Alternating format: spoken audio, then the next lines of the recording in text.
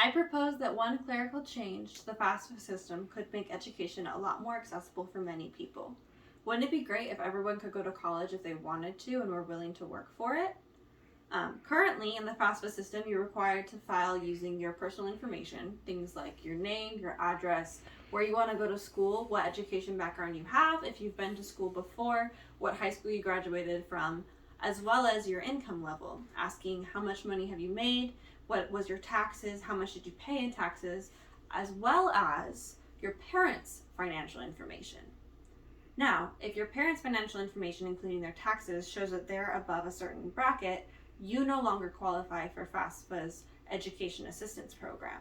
They're saying that because your parents have a certain amount of income and money, that they are assuming that you're going to receive support from that family member or from that family. Now, just in review, we're going to look over the current system and what you're able to do to opt out of giving your parents information, how you're able to be seen as an independent person, as well as what are the costs of education currently, and what I propose could be a change to the current system to allow more people to go to school and to have that assistance to be able to go to school. So currently, FAFSA does require that you either be married, have joined the military, or have turned 24 to be considered an individual entity when filing for FAFSA, being able to not give your parents financial information.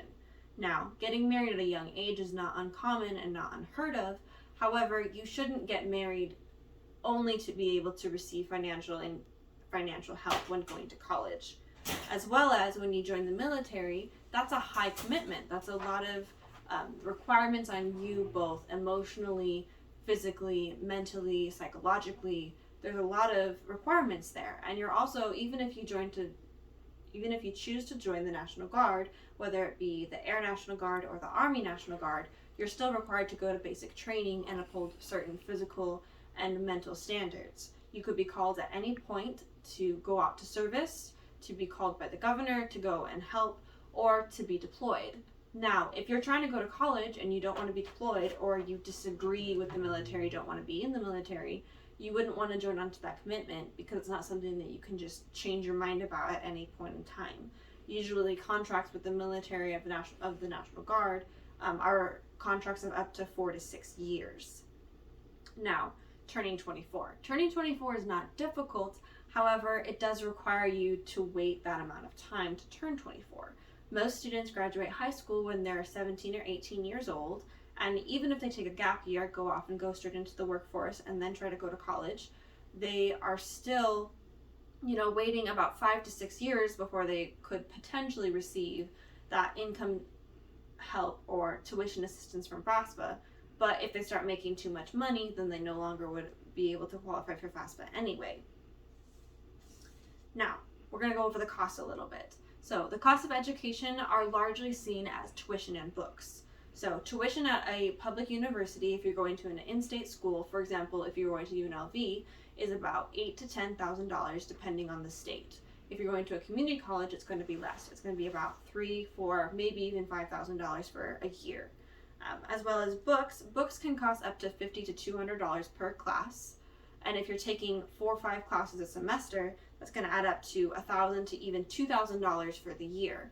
Now, there are some classes where you don't have to get a book, or where you're able to get an old book, rent a book, things like that. But nowadays, there's a lot of classes that require you to have books with online access, things like Cengage, that you have to buy the online code to be able to access the online textbook to go into your class and be able to complete your assignments. As well as transportation, being able to have a car or insurance, or even if you take the bus, it's still going to cost you a lot of money. So let's just go with the car example for now. If you have a car, between insurance and gas, it's usually about $200 a month, which added up costs usually about $2,000 to $2,400 for the year. Now, your room and rent, where you live, makes a big deal, especially if you're someone who isn't sure if you're going to live in a dorm or if you're going to rent your own place. A dorm in the U.S. is usually about $11,500 to $12,000 for a year. However, that can include your food budget as well as a meal plan, where you potentially could go and pick up food that's already been made. However, that's not always an option for all people. A rent for an apartment, for a 1-bedroom apartment, is about $1,000 a month in this area in Henderson. But even if you split the room, split fit half to half. Each person pays about $500 a month. That still adds up to $6,000 for the year.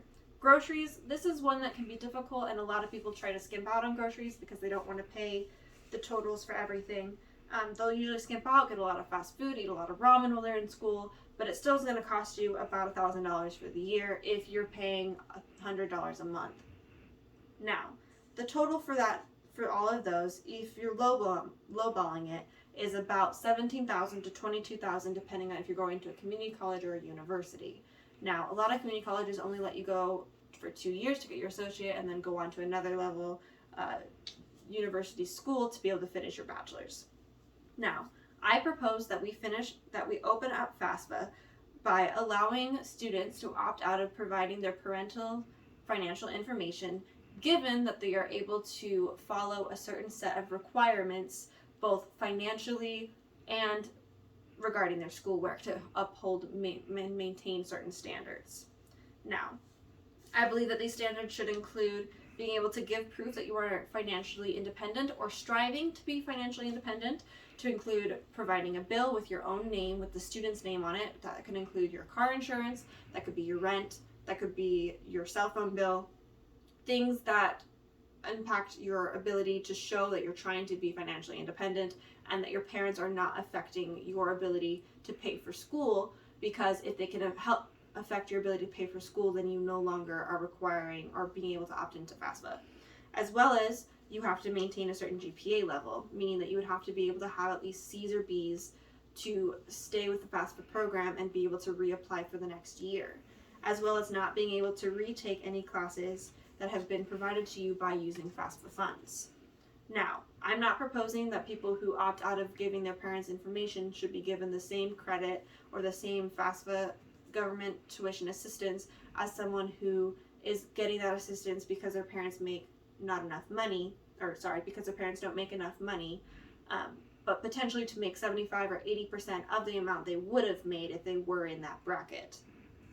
Now, the living costs and budgeting is still up to the student, is up to the individual. Whether you go to school or not, you still have to pay for your living, you still have to pay for your food. I'm just suggesting that FAFSA open up to be able to provide tuition assistance to those who are willing to work for it and are willing to show that they are financially independent or striving to do so.